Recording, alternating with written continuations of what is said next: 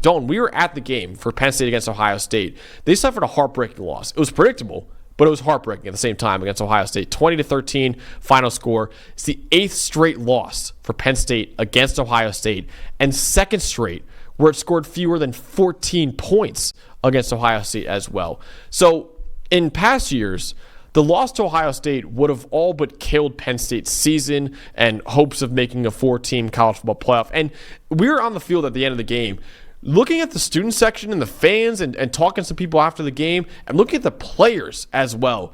They looked dejected. Like, they were acting like it's over. This season's over. They fire Franklin on all this and that. It's not over yet. You only have one loss right now. And with the playoff now tripling in size, it's very possible that not only will the Nittany Lions make the playoff at 11-1, because they will, they could host a playoff game at 11-1 as well. So there's such a bad just vibes around the program. Obviously, after suffering a loss like that, it's going to be bad vibes. But it's felt like, again, if a lot of people were thinking, oh, the season's over. It's not over yet. But now your backs are against the wall because your strength of schedule probably is not good enough to make it in, or might not be good enough to make it in at 10-2. You got to win your final 4 games, starting with Washington this weekend. They've proven to be a dangerous team. They actually just beat USC, and USC was a team that took Penn State to overtime about a month ago as well. So it's a pretty quick turnaround for Penn State. Maybe their hardest game left of the season. You got to beat Washington, because if not, then your season might be over.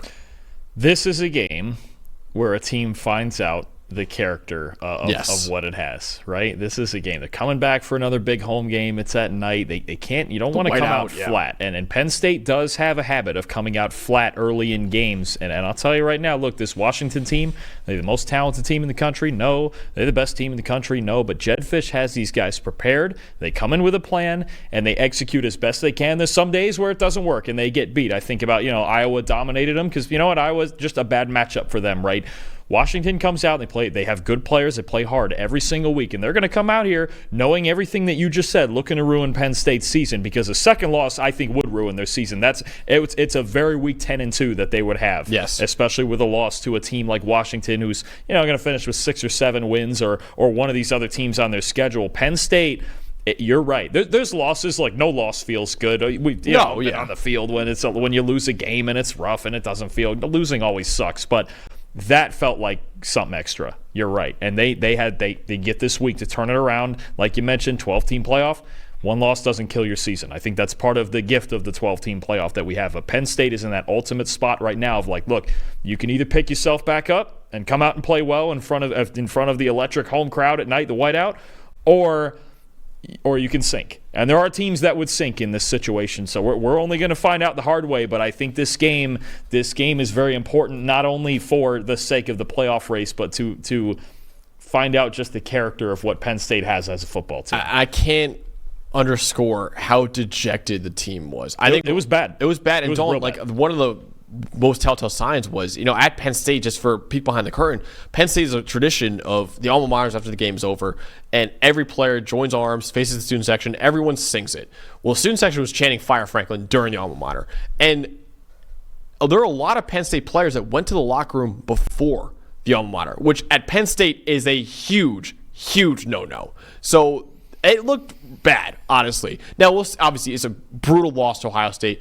James Franklin's got to get control of that program right now and say, hey, the season's not over yet, guys. We got to keep going. Like, if we keep winning out, we'll make the playoff, probably host a playoff game as well. Let's keep it going, keep it rolling. It's not over yet. So I'm really interested in seeing just what the mentality of this team is like. And I think they'll be back, obviously. They'll bounce back. But it's going to be interesting what the mentality looks like immediately in this game.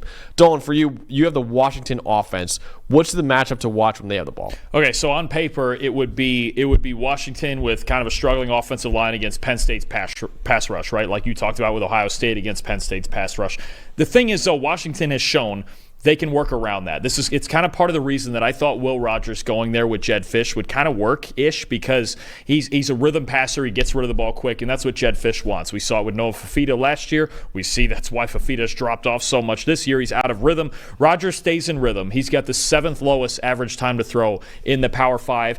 And I think the game that kind of speaks to what gives Washington a chance is when they beat Michigan, right? Because Michigan look, Washington couldn't block them. You throw the tape on, and Michigan's pass rush win rate in that game was like something crazy, like 80%. But Rodgers gets rid of the ball, okay? And when you talk about, 85.2 passing grade when he throws the ball in under 2.5 seconds, that's the 7th best in the Power 5, right? He makes quick decisions, and he's accurate. And you're talking. Here's the thing about this Washington. I've never seen so many slants in my life. That's when I've watched this Washington tape. It is slant after slant after slant. If you're Penn State, understand that they're going to throw a lot of slants. That's just part of the equation here. But he's just very good. Him, and then you've got an outside threat like Denzel Boston. You have a slot threat like Giles Jackson. Those two have combined for almost 1,300 yards this year. Washington's 6th in the country in receiving grade. Like, this is a legitimately good passing game. But the best part about it is that they have the ability to beat a pass rush like this because they get rid of the ball so quickly. And Will Rogers makes his reads quickly. Their play action game can be very quick. They have an RPO game that's solid. A lot of it is going to be more to me about Penn State's coverage unit, making tackles in open space and being disciplined. If Tom Allen's, I don't know if he's going to play man or zone. At certain times, we don't really know if Tom Allen's going to run man or zone. I kind of prefer when Penn State's defense plays in zone, but Will Rogers is also pretty darn good at working those windows, especially all the slant routes. Trust me, I thought I was watching the same play over and over. But no, this is a dangerous passing game. So if you want an example of how this can work for Washington, watch the Michigan game.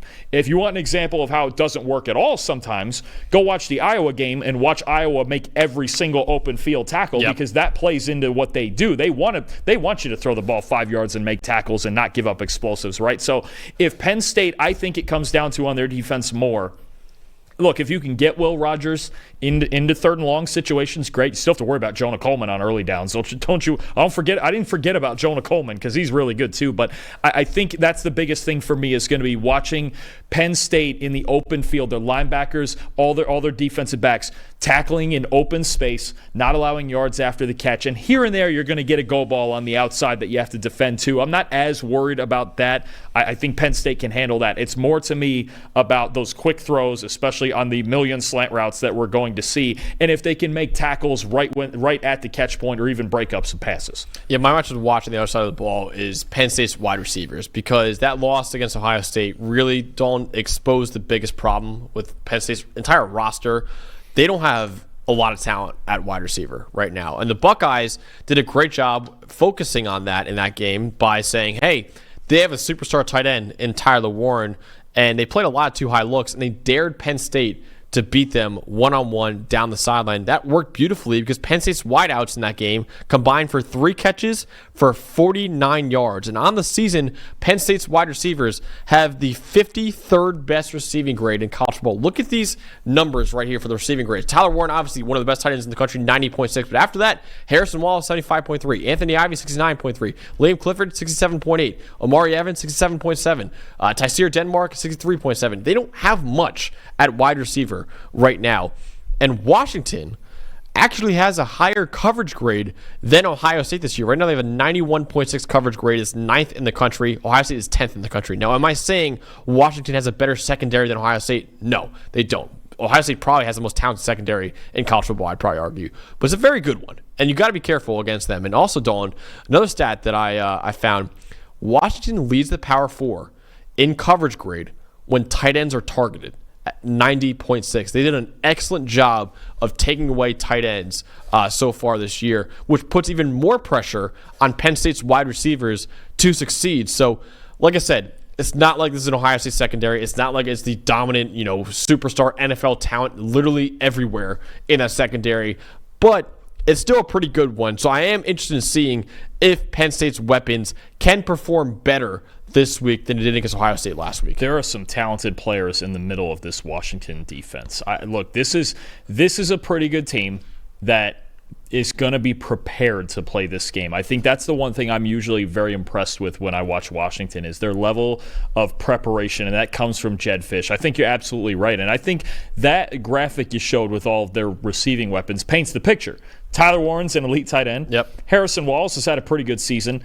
and the rest is incredibly average. All those grades in the 60s, that's some pretty average stuff there. So they need someone to step up, and honestly, I think they need the run game even to step up more than it did last week. I don't think they had an elite game on the ground against Ohio State. Penn State, I think, has to be physical. They got to get back to doing what they do, but we will see with Washington in coverage. I mean, we saw it with Ohio State. Their two safeties stood on the hash marks, and they did not move until the ball was either thrown or they knew it was handed off.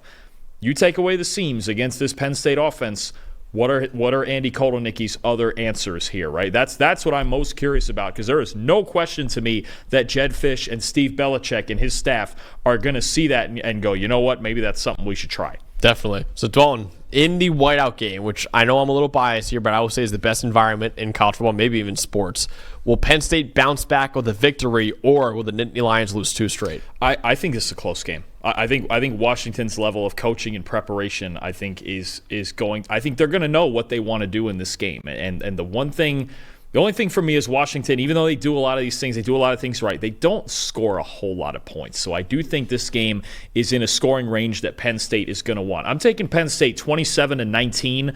I think especially early in this game, you could see some issues. I do think there's going to be a nervous energy around this Penn State program. I don't have any sort of metric, a PFF metric for nervous energy, but I think it's going to be there. I just think Penn State is more talented. I think they will make enough plays. I think Andy Kotelnicki will cook up something, especially to get this run game going. He's always got stuff deep in the bag and trick plays and Tyler Warren, all sorts of stuff. I think they do find enough. I do think they're the better team, but I think this is going to be a close game. I think Washington is a well-coached team. I think they're going to come in prepared, and they're going to give Penn State some issues, and Penn State really needs to bounce back, I think, especially early in this game.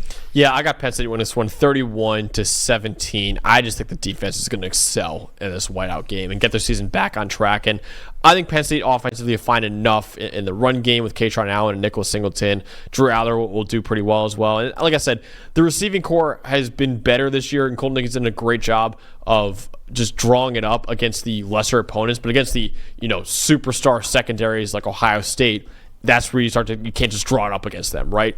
But Washington, like I said, they have a very good secondary. It's not the NFL secondary that Ohio State has. So I think they'll find a little bit more answers against Washington and get their season back on track with a 14-point victory over the Huskies.